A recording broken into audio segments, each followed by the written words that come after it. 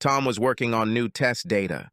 It was boring and time-consuming, but it was the meat of all the work he and his team had done on the test car over the past month, so whether he liked it or not, he was collating and grouping the information for analysis. His phone beeped with a text notification. He saw the screen flash, but didn't pay attention to the sender's name. Several minutes passed before he saw a pause in the data and looked up from the monitor. He picked up his phone and looked at the notification. It was a number that was not registered in his contacts, and although the area code was local, he did not recognize the number. For a moment he considered deleting it as spam, but then he thought he should just open it and see if it was from someone on the team whose phone number he hadn't saved yet. He clicked on the text and a message appeared on the screen. At first he was confused. Who could have sent him a sexual image? But on his phone there was a photo. Too explicit a photo. He read the message. Watch attentively. You still have time. At Bradley's? 18 ow. He read it again. He thought for a moment, then chuckled slightly. It wasn't often that they got the wrong number for sex, and was about to delete the message when he looked at the picture again, and his heart stopped. He didn't notice it at first. On her left leg, so small it was invisible. The tiny mole belonged to Alice, his wife of the last 6 years. He looked at her again, in disbelief, searching for something that could disprove what he had seen with his own eyes. But the closer he looked, the more convinced he was that he was looking at a terribly incriminating photograph of his wife. He read the note again. Bradley's was a local pub, but not the one where the Alice happened. He was in the next town over. But why was Bradley's at 6 in the evening when Alice was on her way to Boston? Her team was preparing a big proposal. The presentation was scheduled for Monday afternoon. The whole team flew in today and were scheduled to meet tomorrow to finalize the proposal, and on Sunday to do a full parade run-through before the actual event. Alice was one of the leaders, so of course she was there to prepare. It was 5:15 p.m. She was scheduled to land in Boston at 4:30. She usually called when she landed, but it was reasonable to assume that she was busy gathering the team and all their equipment and heading to the hotel. He thought about calling, but decided to answer the message first. Nothing original, but quite expected. Who is this? Where did you get this photo from? Should I meet you at Bradley's? He began to pack his things for the day. He decided he would go to Bradley's. He was going to get an answer, one way or another. He wrote Alice a message. How did the flight go? I'm going to have something to eat. Call me when you're free. He was going to keep a low profile and try to figure out what was happening. He was walking to his car when his phone beeped again. Alice, he thought, and opened the phone. The message was a response from the mysterious caller. I'll be there, but I'm sure you'll find someone more interesting there than me. Now his head was spinning. He opened the maps on his phone and quickly walked to his car. It was a 30-minute drive to Bradley, and it was now 5:40 p.m. He will get there shortly after 18 de Ware. He had no idea how critical time was, so he would go straight there and hope he would get there in time for whoever the message writer thought would be of interest to him. On the way, his phone rang again. This time it was Alice. Crazy time with the team. I'll call you later before bed. Love you. He didn't think anything about it. Their conversation would take place later. He was more interested in the meeting at Bradley's and how the author of the message got such intimate information about his wife. His heart was beating a mile a minute when he pulled into the parking lot at 6:12 p.m. The author of the message had not given him the slightest hint as to who he was looking for, so he assumed that whoever wanted to meet him here knew him and would get in touch. But it was the comment that there was someone more interesting there that caused him the most concern. The author of the message clearly knew something that he didn't, and he felt like he was being set up, but he couldn't think of any other way to figure it out. His insides were in turmoil because of the photograph. He trusted her completely, and their sex life was great, or so he thought. But there was only one way for someone to get his wife's photo, and he was going to find out in about 5 minutes. And the thought of the finality of this answer made him afraid. He stepped inside and turned his gaze to the dim lighting. Not knowing the pub or its layout, he stepped away from the door for a moment and surveyed the surroundings. In front of it was a large dining room, and to the left of it was a bar. He walked to the bar, found a seat at the end, and sat down. The bartender had just finished filling the order of a well-dressed customer and approached Tom to take his order. He asked for a draft and turned to look at the dining area. His attention was drawn to a man who had just taken his order and was walking across the dining room floor towards a table full of smiling people. Then he saw what the poster had been hinting at. Alice was sitting at the table, accepting a drink from a well-dressed man, smiling and dressed to impress in her little black dress. And pearls. He was on autopilot. He stood up and walked over to the table where Alice was sitting. He was 2 steps away from her when she saw him. Her face turned from an open smile to a frightened look. He didn't slow down. As Tom approached the table, he grabbed the well-dressed man's hair with his left hand. He yanked back sharply, and the well-dressed man dropped his drinks and stumbled backwards, losing his balance and crying out in pain. As he pulled the man past him, he let go of his left hand and prepared to throw a right punch to the face, but realized that the man's backward movement was too fast, and he was out of range, falling on his butt before Tom could engage him. The battle. He took 1 step towards him and recognized him. "Don't get up, Pete," said Tom. "I'm serious." The previously well-dressed Pete looked up from his drink-soaked suit, lying in a crumpled heap at Tom's feet. He nodded, but didn't move or speak. Tom looked back at Alice. The whole table was silent. He recognized several people. They were all part of Alice's team and came to his house to eat and get together. Perhaps loyalty to the team trumps infidelity, he thought. Except for one person. Someone sitting in front of him at that moment was there, knew the truth, and decided to tell him. He thought about finding out who it was, but only for a moment, and then decided it wasn't worth pursuing. "I'm going home. If you expect any chance of saving our marriage, you will come home now." She nodded and started to rise, but he raised his hand. "Better give me a minute to leave." Before he turned to leave, he looked at Betty Wilson sitting next to Bob Thornton. "Betty, Bill thinks you're in Boston too." "Bob, is this what Hannah thinks?" They lowered their eyes. They could not meet his gaze, much less answer his question. Is the whole team really sleeping with each other? He thought. Unfortunately, he knew that at least one of them was. The journey home was automatic. He seemed surprised to find himself in his driveway without even realizing it. He entered the house, took a beer from the refrigerator, and sat down in the living room. He knew Bill Wilson and Hannah Thornton. He didn't recognize the other 2 couples. There were 4 couples in total. He debated whether to call Bob or Hannah.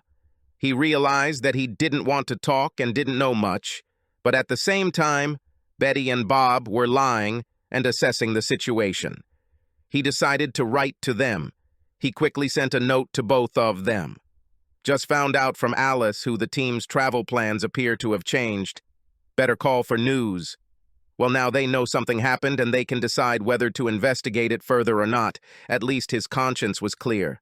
About 20 minutes passed when he heard the garage door open and Alice drove into the garage. He was waiting in the living room.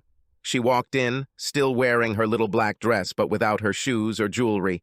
She seemed calm as she walked into the living room and sat down opposite him on the sofa. He was silent and waited for her to begin. He knew that silence is a powerful tool in any discussion. He decided that the silence would last as long as necessary. It didn't take long. Alice seemed ready to explode. "It's not what you think," she began. He raised his hand to silence her. "You have absolutely no idea what I think about what I saw this evening," Tom replied. "I don't need much backstory. We are both engineers. I think you know as well as I that there is no real or objective answer to any question, why. This is simply a rationale to mitigate poor results. So I won't even ask, why. Let's start with something simpler. How much time? How many? How often? Do our friends know, other than the other traders at the table? Am I known as your cuckold among your work colleagues and our friends?" "No, Tom, it's not like that at all," said Alice. "We're a team. Our travel plans were disrupted, and instead of returning home and hitting the road again tomorrow, Pete suggested we just stay in town and rest before the start." I didn't see the whole team there. Where was everyone else? Tom asked. When we received the message, some of the team decided to stay home one more night and meet us at the airport tomorrow, she admitted. But you decided to lie to me, he said. You looked pretty close to Pete. Is there anything going on between the star engineer and the prodigy program manager that you'd like to tell me about? Well, for starters, Pete is fine and he convinced the owners of Bradley's not to press charges, she said in a positive tone. His eyes opened wide in complete amazement at her sense of devotion. I don't care about your boyfriend. If that idiot hadn't tripped over his own feet, I would have broken his nose. By the way, the jury is still out, Tom said. Let him press charges. I've already spent a night in jail. It doesn't scare me. Agree, this will be convincing evidence, he said with a half smile. Do you love him? Alice fell silent for a moment. He could tell she was gathering her thoughts. Yes, silence was indeed a powerful tool, and his mind was working overtime to fill the space left by her silence in the conversation. Again, it doesn't look like things will end well. He's not my boyfriend. Absolutely nothing happens. Yes, I should have told you about the travel plans, but it seemed such a small thing. Whether I was in the city or in Boston, it didn't matter. You weren't expecting me, and I was still committed to the team. All we did was eat dinner before heading to our rooms. There was no reason for you to act the way you did. He just brought drinks. You completely embarrassed me in front of my team. Now, she was in full bluff mode, trying to see if she could bluff and turn up her nose. He opened his phone, called up a message, and slid the phone towards her across the coffee table. From the expression on her face, he knew that she remembered the photo and the circumstances, and he realized that it was impossible to deny it. She started again, this time without further ado. He picked up his phone from the table, launched the voice recording app, and put the phone in his shirt pocket. Tom, our team, she searched for a word. Very close-knit in many ways. Most of us. Then she continued. We have a small group that meets regularly. Bradley had them all. We were the ones who bore the bulk of the worries in preparing the proposal. You know how much time I spent preparing our proposal. I don't know how it started. It was sometime after Pete took over as Prime Minister. We worked closely together and I was attracted to him and it just happened. Alice said. No whys, he reminded her. Sex doesn't just happen. First you need to take off your clothes. There are a lot of conscious decisions. We both know that, so don't insult me, please. So, almost 6 months, he answered one of his questions. That's when Pete signed the contract, right? She nodded. Team, he began again. All of you. He let the thought go without giving it a name. I mean, are you all together? She nodded again. Yes. Pete said it was good for building trust and team dynamics. Is this what he said to convince you all to start a sex team in the company? Now you're being rude. It's much more than that. I feel so connected to Pete and my team, more than ever before. Alice's bravado was making itself felt again. He had a bad feeling that nothing good would come of this. Unfortunately, you will be able to see some personnel changes in your team, Tom said. What did you do? Alice gasped. Tom, if you tell anyone else, it will ruin even more lives.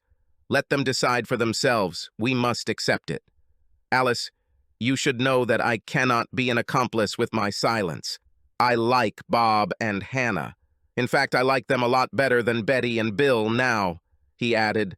I wrote to them that my travel plans seem to have changed. How your friends answer their spouses and how their spouses accept these answers depends only on them. I can sleep peacefully with my decision. Tom, we have the most productive team in the history of Cramerica, Inc. She almost shouted at me. And you benefited too, mister. Just because we had team planning meetings on Wednesdays doesn't mean you missed out. I never turned you off. You always had access to me whenever you needed. So, I was having fun with my team a little earlier, and you never knew. That photo you showed me, do you want to know about it? Now she was mocking him. So now just because you know, and just because your poor ego is hurt, you want to trivialize everything that me and my team have achieved. Alice hissed. She got angrier and angrier. It turned me on. Tom felt his heart rate increase as Alice continued to defend her team's driving force, and he also grew angrier. For a moment, during the ride home from the Bradleys, he thought that if this was just one time with Pete, then maybe he could forgive her. This thought has long since died a bloody but quick death. He didn't need to hear anything more. He didn't want to hear anything more, but she continued. "No, sir. We won't let you get away with it. You should text Bob and Hannah back and let them know you heard from me and we're stuck in Atlanta but have flights booked for the morning. This is the story that Betty and Bill are going to use, and you are going to support them. So help me," she shouted. "There are tens of millions worth on this deal, and your grievances don't mean a damn thing. Send a message, and then we'll talk about what we should do next." "What next?" Tom shouted. "There will be no further. Are you going?" "Now. You, your sick team, and your leader, Pete, can continue as you wish. We're done. I'll find a lawyer this week and sort everything out. It's a simple 50-50 split. You keep your pension, I keep mine," Tom said. "Leave. You have reservations in the city. Use them. Go to Boston and get another amazing win for you and your team." "Tom, please send these messages," Alice said in a much softer tone, pleading with me. "If we lose Betty or Bill before the presentation, the company could lose millions. You and we could lose tens, maybe hundreds of thousands in commissions and bonuses. Just think where we could go with this money. Just you and me. Forget about this misunderstanding. Please, Tom, don't let some unfounded fears about casual sex get in the way. Pete says I'm on the fast track to CEO status. I just need to keep doing what we're doing for a few more years. Don't you want this for me? For you?" she asked. "Alice, just go away." He barely had time to speak when he was hit hard in the back, and the wind knocked all the strength out of him as he continued to lie on the floor with a knee in his back. "Don't hurt him," Alice said. "Too much," she added. "So the jury is still out on the fact that my nose was broken, huh?" Pete said, leaning down and placing his face next to mine as I lay pinned to the floor. "Alice, there must be a transmitter," thought Tom. "Now I know whose team she's fighting for. Let's see whose nose gets broken." Pete grinned. "Take his fucking phone and type these fucking texts from him. We don't have time for this shit." Someone picked him up from the floor. Only one person. He deliberately pretended to be offended, forcing the guy behind him to use a lot of strength to pull him to his feet. This gave him some necessary information. His opponent was a weak office bastard, wheezing from the effort it took to get Tom to his feet. Tom recovered his breath after being made a punching bag and returned to the game. Unlike Pete and his team of well-groomed salesmen, Tom's team worked in the field with the 160th SOAR Detachment out of Fort Campbell, California. Oh, his group of engineers weren't anywhere near their league, but after spending time with the crews on test missions, the team was invited to work their bellies off the Pillsbury test, under the guidance of some tough guys who flew missions in airplanes, modified by his team, especially for them. If these people appeared on your doorstep, it meant that they had been sent there, and your days on Earth had come to an end. Tom and his team created the devices needed to get into hotspots and, more importantly, get out of them. Tom's team was proud that their modifications helped complete the mission and bring everyone home. The guys from 160 and their scary passengers were very appreciative of the hard work Tom's crew put into making their equipment work, and the scariest guy in the group was Staff Sergeant Troy Baker. He was well known to those who lived in his world. Everyone, from tramps to coronels, showed him the respect he earned by accompanying his men on missions around the world. He was well known for never leaving anyone behind. This reputation was cemented forever during the mission to Colombia. Staff Sergeant Baker told the young lieutenant platoon leader to stay close. It was the lieutenant's first mission, and Staff Sergeant Baker thought he was doing well for a newbie when FARC rebels opened fire and ambushed their team. They were able to fight them off, but then he looked back and saw the lieutenant lying on the ground, bleeding from a head wound. "He lost consciousness," the medic said, checking his vital signs. Baker knelt down and picked him up in the fire carrier. "He's gone," the doctor said again. "Perhaps," he said, "but he will still come home with us." The medic looked at him as if he had just lost his mind. There were still more than 5 treks to the landing site. Through a dense forest, they would be lucky to come back with their ass. But carrying a dead guy, what was this guy thinking? The senior sergeant read his thoughts. "I would do the same for you, Billy," he told the medic. "Stay close in case I need you." What happened became legendary. When they returned to base, the doctor met them as the helicopter landed. The medic explained to the doctor that the lieutenant bought him. The doctor nodded his head and took a flashlight with a pen from his pocket. The medic watched in surprise as the pupils of the dead lieutenant shrank under the sharp beam of the flashlight. "Do you want to reconsider your diagnosis, doctor?" the doc asked the medic as they hurried the revived lieutenant into the operating room. He was one of those guys who never gets old. He didn't say much, but when he spoke, everyone listened to him. He was trash. In an era of cheapness, simplicity, and disposability, he was none of these. It was handcrafted and unique, and Tom and his team seemed to have a special interest in it. During the long hours of downtime between missions, the staff sergeant showed his appreciation by teaching Tom and the team basic but effective hand-to-hand defense techniques. He told the engineers it was best to know a few things just in case. "I know the biggest threat you'll face is a jammed copier or a nasty paper cut, but if you stay in this business, you'll have to go to some cool places. So now if you happen to meet one of the local, colorful aborigines, you'll have something useful to fall back on," Staff Sergeant Baker explained to the group. "But let's hope that a paper cut is the worst thing you'll ever have to face." Tom allowed his breathing to become more controlled and leaned back onto his captor, allowing him to think he had Tom in his arms. He remembered more and more fighting techniques that the senior sergeant showed them. You may find yourself in a position where you can do little but take the hits. It sucks, but it happens.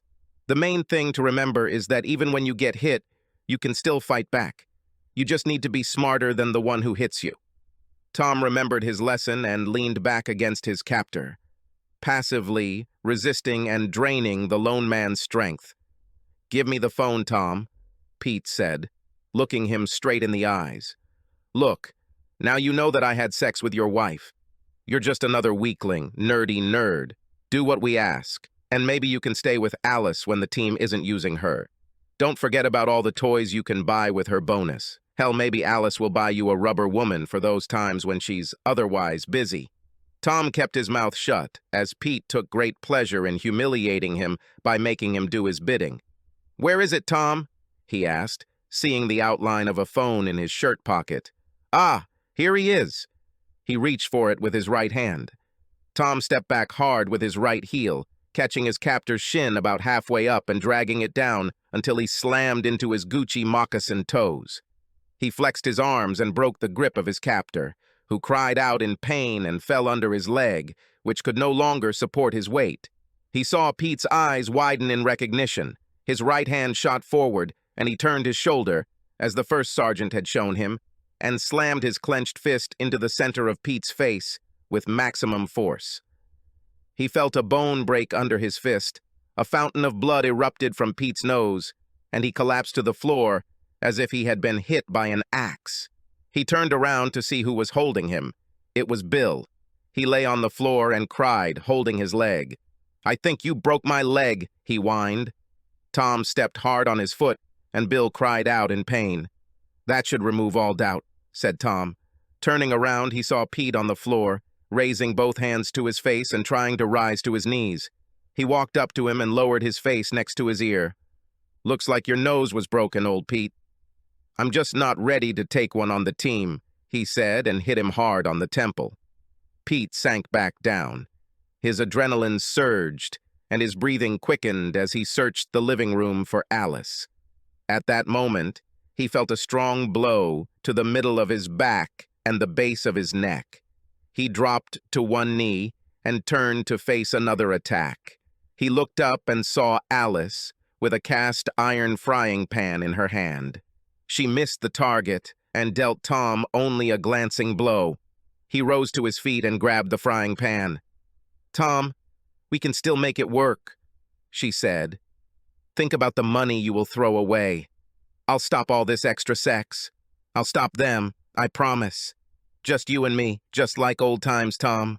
He massaged the back of his head with his left hand and looked at her, stunned at how quickly she was changing from one Alice to another. For a minute, he thought about the alien from John Carpenter's The Thing, how it changed shape with each new challenge. He smiled at the thought. Alice took this smile for silent consent to her last request and moved to hug Tom. He lowered his left hand from his neck to steady her. Then, after a moment's hesitation, he raised his right hand and punched her right in the nose. Not hard enough to knock her out, but hard enough to break a bone. Alice screamed and collapsed on the floor. "It hurts, doesn't it?" asked Tom. "Your eyes are watering. You can't see, you can't breathe. There's blood everywhere. It works every time." "Why did you hit me?" she cried. "Because I could," he replied. His phone was still on and recording. Not all the records were in his favor, but he felt he had enough to justify his answers. He quickly looked around the room and remembered what the staff sergeant had told him. "Decide when you can act and don't move until it's right. But once you do, do it all and don't stop until no one moves but you." He looked around, except for Bill whining in the corner and Alice trying to stop the blood flowing from her nose. He was the only one moving. "You saved another top," he thought. "It doesn't look like you, Loverboy and Mr. Bill, will be able to serve on Monday. Damn bad luck and missing out on all those millions and big bonuses." Tom continued, "Well, I wonder what Art will say when he finds out." He considered calling 911, but he waited, knowing that once the police showed up, he would lose his chance to question Alice, and walked over to where she was sitting. A dish towel was pressed to her face. Tom knelt down next to her. "Pinch the bridge of your nose with your thumb and index finger."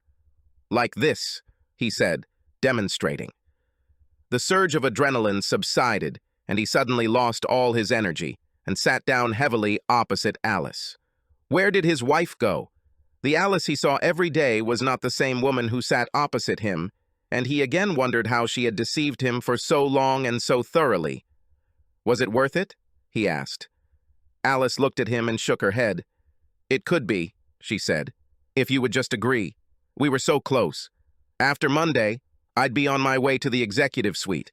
This will set me back. I can fix everything, but it will set me back." "So this is all you dreamed of? Becoming vice president?" said Tom. "What about us? Deception, lies, will this continue?" "Tom, you are so naive. Pete knew this. He told me that your black and white ethics and Boy Scout attitudes would hold me back if I let them. He told me that I had to break away from your control and become my own woman if I wanted to succeed." "Did he tell you this before or after he got your body?" asked Tom. "You don't know half of it." She spat. "Oh, I tried to be a good engineer girl and do all the things you said would improve my career. Do you want to know what actually works?" Tom was silent. "When someone decides to blow themselves up, sometimes you just have to get out of the way." He was still recording. "Well, I'll tell you, my loving husband, all those things you told me didn't work. I bent over backwards to make sure all my assignments were completed on time and on budget, and all I got was a few, 'Well done, girl.' It wasn't until Betty took me aside that I learned what a woman really needs to do to be successful. Trust me, sex on your way to the top works, and it's a lot easier and a lot more fun." "So this happened before Peter showed up?" Tom asked. "Oh, for a smart engineer, you can be awfully slow sometimes, Tom," she said. "It was at a Christmas party, a year after I joined Cramerica, that I gave myself over to Art for the first time and never looked back." "Wait, are you also having sex with the boss? Art? Art Vandelay?" Tom asked incredulously. "Yes, Tom. Art, Pete, Bill, and everyone else on the team who can help me in my career. Even now, if you think you've thought of everything, we told Art where we were going when we headed here. Now he is assembling the rest of the team. They will be given a legend about our absence. They will have to make the move without us, but I think the extra effort we put in with their purchasing managers will pay off." "Do I really want to hear this?" he thought. "Oh, what the hell, why not? Extra effort?" Tom pushed. You've always been proactive, Alice. It was so easy that I don't even want to call it an effort." She laughed. "What's the old joke like? The worst sex of my life was great." She continued. "At the bidders conference, it was so easy with the men that we had to get a little more creative with Brenda, the exemplary woman on the selection committee. It's funny that I can even seduce a woman, but I had to bring in old Pete as a kick. And if we take into account the promises that after concluding the contract we will start working together, then yes, our selection committee is in perfect order." "Why then all this? I mean, if everything is blurred, why all these forceful methods?" Tom asked. "It was Pete's idea. Stupid. I told him to chill, that I would come home, calm you down and be back in time to catch the flight. But he wanted to play the alpha male. Look what it gave us. And now, instead of being the face of the winning team, I'm sitting here with you. Like I said, this can be fixed, but it will set me back." "You wouldn't buy me so cheap," he said. "Maybe not," Alice replied. "But I would still fly." "Well, now you definitely won't fly," he said. Remembering that Pete seemed so knowledgeable, he decided that Alice must have a transmitter with her. "Art, are you listening? I'll call the police now. I'm sure there are several felonies involved, and we haven't even begun to go down the rabbit trail of fraud." "This is a federal contract, isn't it, Alice?" Tom asked rhetorically. "Yes, the feds don't really follow, as you put it, extra efforts. I'm sure you have excellent lawyers and all that, but maybe there is an alternative." He left it alone. A moment later, Alice's cell phone ringtone began playing, "Hail to the Chief." "Art?" she asked on the phone. "Certainly. I'll put it on speakerphone." "Volume?" Art's voice sounded through the speaker. "First, let me apologize to you. Pete's actions were a blunder. I can assure you that the board of directors will deal with him decisively." "Thank you, Art." My heart was relieved. Glad to see you and the board take assault and fraud so seriously. "Tom, these are all very sad accusations. Lawyers will get rich, but no one wants to rock the boat. We can pay the fine. Pete and Bill will get community service, but in the end, you'll get divorced and be half as poor," Art explained in a matter-of-fact manner. "Do I hear OR in this tale, Art?" Tom asked. "Alice always said you were the smarter of the two of you. However, I'm more glad I hired Alice." "Yes, Tom, there is definitely an OR here," Art continued. "Tom, we, Kramarica, displaced you in the affections of your wife, and when you found out about this and raised the question, you were treated in the most shameless manner." "Shameful, shocking," Tom picked up. "Tom," Art continued, "instead of calling the cops, as you put it, we could come to an agreement. I just sent a picture to Alice's phone, well, not me, but one of my technicians. They told me that they disappear after viewing. Look, perhaps this will restore some goodwill." Alice. She opened the photo and turned the phone towards Tom. He saw the inscription, Bank of Grand Cayman, and a number with a number, a very big number. "And when will this be introduced?" Tom asked. "It's already there, Tom. You have an email with your account number. It was a very bad day for you, Tom. You may be having a hard time making a decision, and I'm not discounting emotions. Alice is a very desirable woman. But be that as it may, you can't take emotions to the bank, right? You can't," Tom agreed, adopting Art's manner of speech. "Kramariki will cover the costs of your divorce. You can never reconcile. I think we all understand that. Alice will apply. She will demand her personal belongings and pension." He thought for a moment before answering.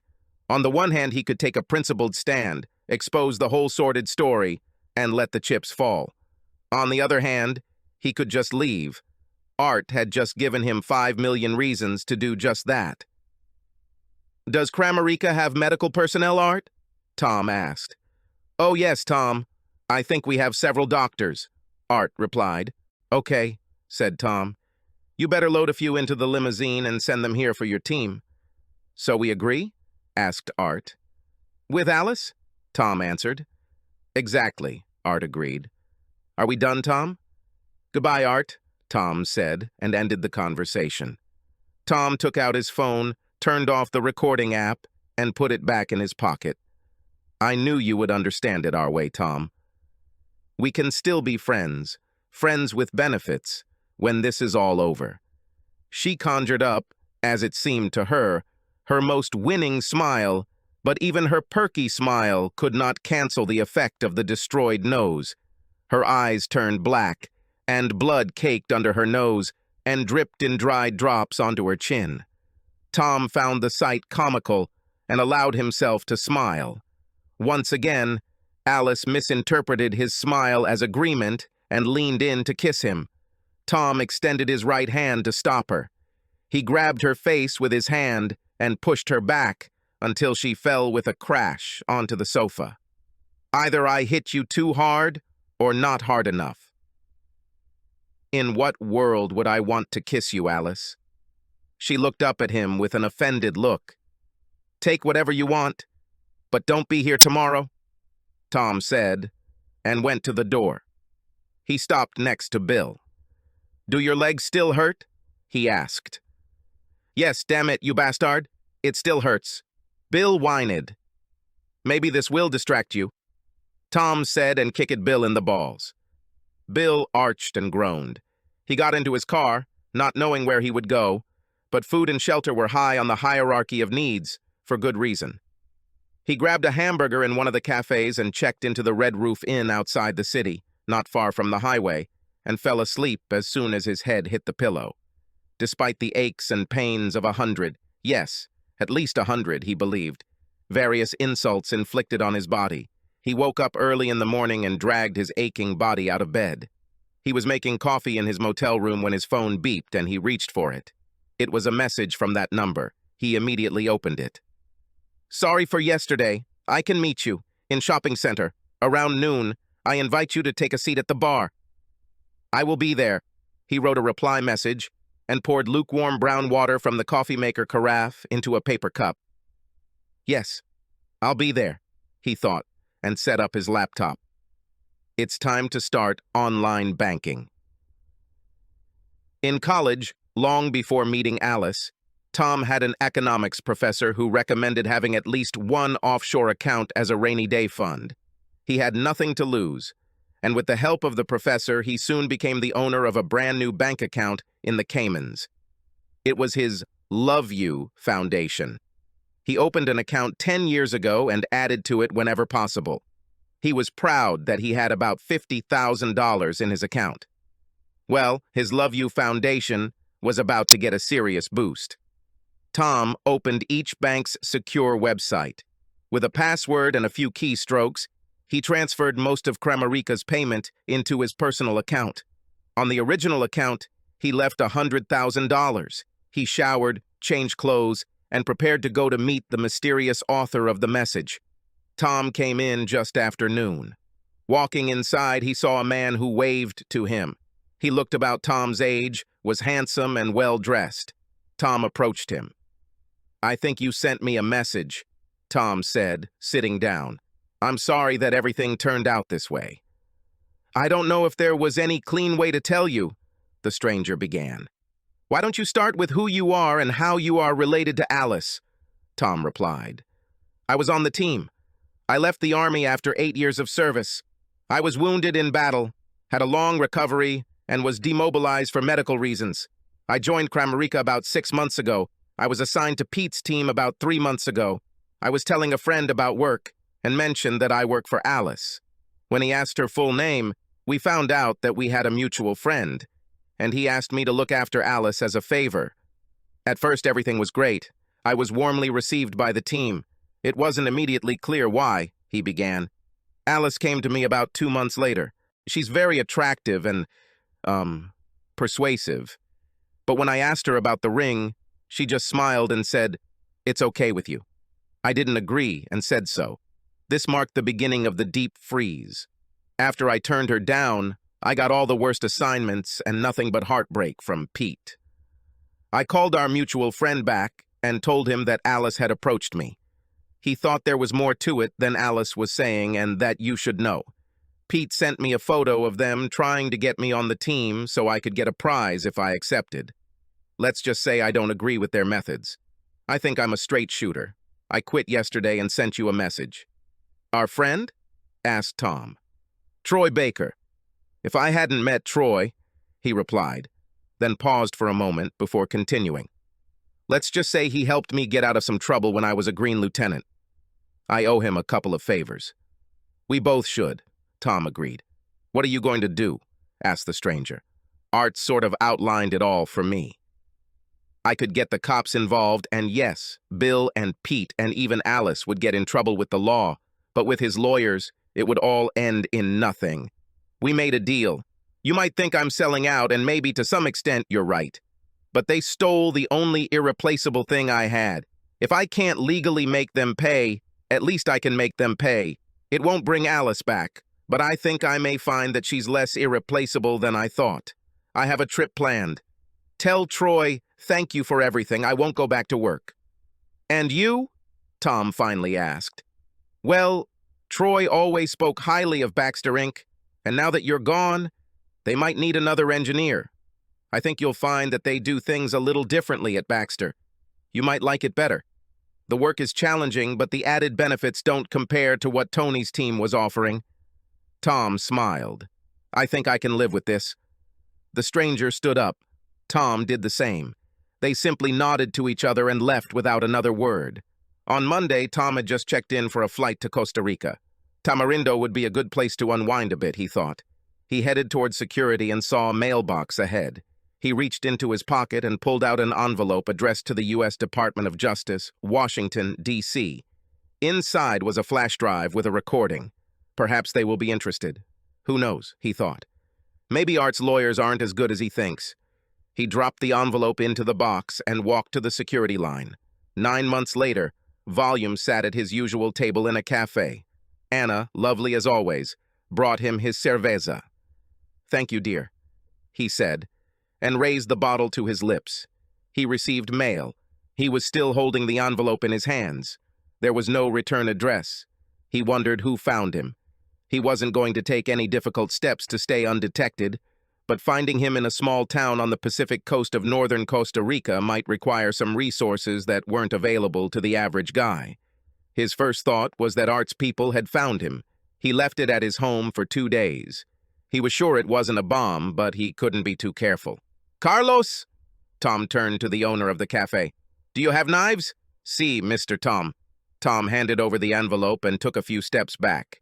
"You can never be too careful," he thought, as Carlos opened the envelope. He handed it to Tom, who thanked him. He took another sip from his bottle of beer and turned the envelope over. Several sheets of paper fell on the table. He picked up the note. "Thought you might be interested." That was all that was written in the note, and instead of a signature, a telephone number was indicated, the same number.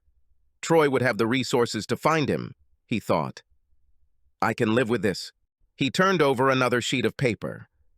It was a copy of an article from a newspaper with a photograph. The photo showed Pete, Bill, Alice, and Betty being led out of the Kramariki building in handcuffs. The title of the article read, "4 accused of multi-million-dollar procurement fraud." He smiled. Maybe Art's lawyers aren't what he thought, he told himself, a habit he had acquired since his Spanish was weak and his English was not widely spoken. He liked to hear English spoken, even if it was just talking to himself. "Anna, another beer, please." He held out his empty bottle. "See, Mr. Tom." "Thank you, Anna," he said, accepting the beer, taking a sip and looking out at the deep blue Pacific Ocean. Subscribe to our channel so that your second chaff doesn't cheat on you, and go ahead and listen to the next story, because this story is nothing compared to the next one. If you're under 18, don't even think about listening to the next one.